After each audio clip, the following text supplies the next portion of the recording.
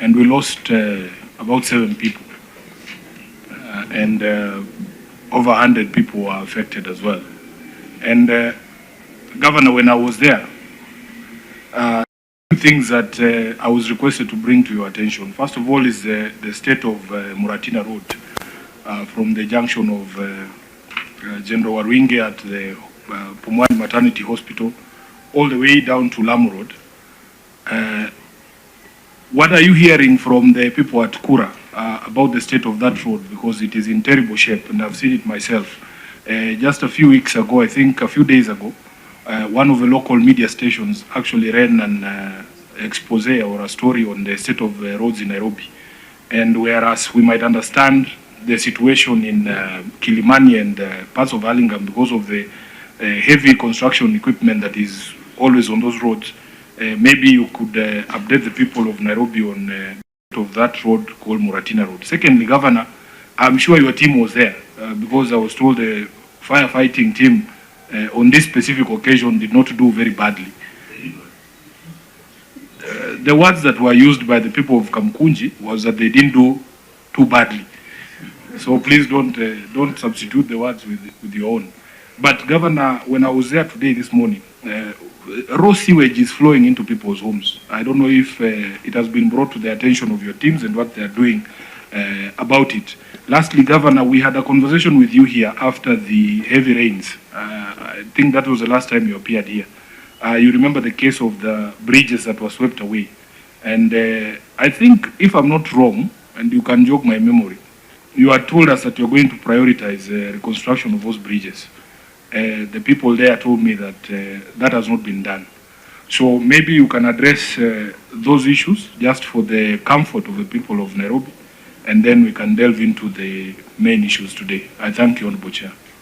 Okay, since that's a topical matter, perhaps I can allow a maximum of 5 minutes for the Governor to respond or for any supplementary questions. Governor? Chair, while that might not be the subject matter today on this audit, I think it's a good opportunity to respond. Indeed, we've had many cases of fires due to many reasons that we're dealing with, including illegal power connections. In this particular instance, it was 6 people who lost their lives. There were 2 families. There was Kenneth Orambo, a 45-year-old, and his children. There was Yusuf. There was Joanne and Jessica Orambo, who was 2.5 years. We're in contact with the family, Sarah and Jamal, after that incident. The other family was 2 people.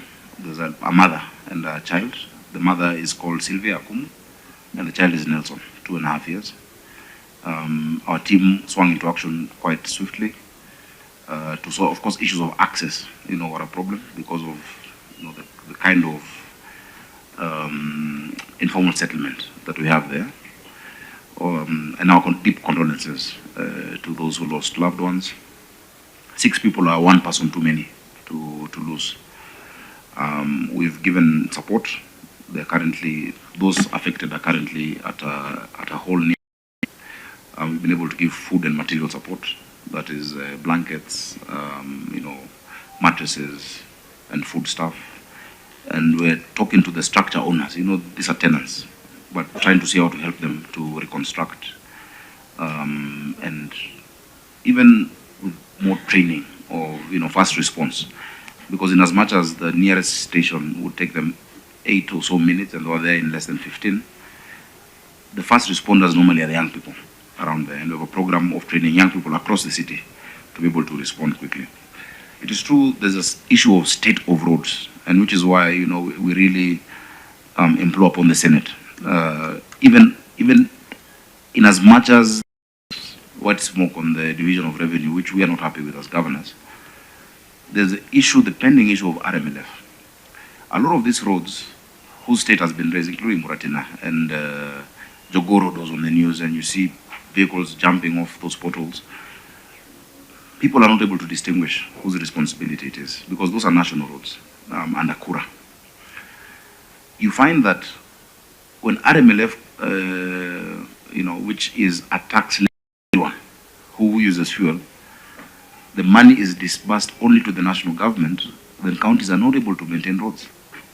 Now, when you give this to members of parliament, for instance, which they do through Kera, we have Kenya rural roads doing roads in Nairobi, and this is an urban city. The prioritization of those roads is political. And so there is no MP who will put money on Jogo Road because there are no votes there. They'll go put money, the MP for Westlands, for instance, will do Kangemi, he will not do Westlands Shopping Center. The MP for the Great North will not touch Yaya Center or Agwins Kotek, they'll go to Kawangware. And that is why, as governors, we're saying that a tax raised nationally by every taxpayer using county or national roads should therefore also be distributed by the ratio of county roads versus national roads. And the county roads are actually more than national roads. Some of the roads we've been able to do, including in Isili, Waudo Street, and a number of the avenues, was because we were able to get stuck RMLF from 2019 when we got into office, around 900 million or so that had been stuck during the previous regime because they diverted funds. I was able to get them and do many of the roads. If you go now to every ward in Nairobi, there are road projects going on through what we call our ward-based projects. We focus projects in every ward.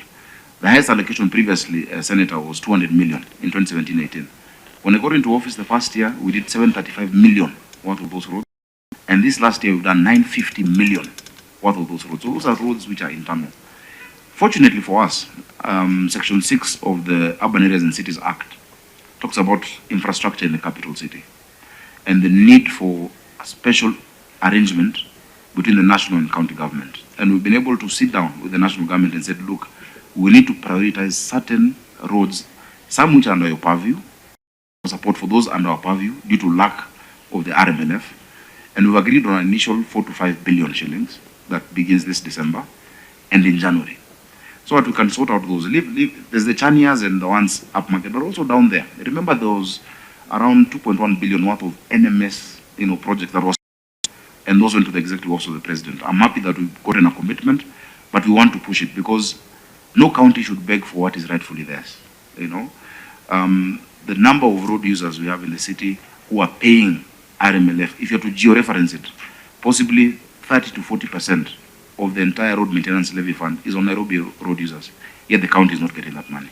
So Senator Sifuna, I'll look at the specific one, but I know that is part of the roads on our list that we're pushing to be done. As recently as actually this Monday, I sat with the CS Davis Chichir, Kura Director General, Kenha as well. We've seen the mess here on Uhuru Highway and under the expressway. They did the road up there. Below it looks like a war zone. A contract was awarded. The people of Kangemi want the bridge to cross over to the other side of, Loresho and Kibagare. There's a 3 billion pending bill there. So if you look at what and I would be very happy to furnish the Senate with the details, coming to around 11.2 or so billion shillings to just sort out the capital must look like the capital. We lost many trees during construction of the expressway. We used to have beautiful boulevards of Jacaranda. We want to restore those and also walkways, non-motorized transport using high-performance concrete. So I'll be very happy to come to this committee or to the roads committee to express that the Senate must fight for counties. Counties don't want that money is ring-fenced for infrastructure. If you allocate it politically through members of parliament, you will never sort out linkages between constituencies, which is the matter that we're dealing with. So finally, we're checking. We have the contact persons in Majengo. I spoke to the member of parliament, Honorable Yusuf, the area MCA, Honorable Irungu. We are working closely with them with our disaster team, because also what we do is post-disaster psychosocial support to the affected families. So I think. Thank you, Governor. The question of the sewage and the bridges. Yeah, the bridges we constructed, the ones which had been targeted during that last flooding, were 17 bridges. Mainly, the worst affected place was along Madare River, Huruma Hospital Ward, coming up to Mabatini, Ngumba Bridge. We did a bridge in Odiro, constituency, and so I can furnish the committee that list.